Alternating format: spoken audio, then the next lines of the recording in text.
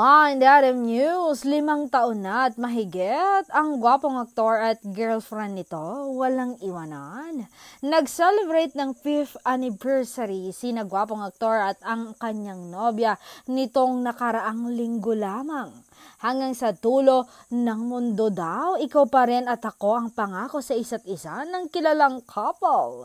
Kilala ang magjowa sa kanilang low-key ngunit matatag na relasyon. Ito ay sa kabila ng pagiging public figure ng dalawa. Nagkakilala nga ng masinsinan ang dalawa noong 2019. At doon nga nagsimula ang kanilang love story na mukhang may forever.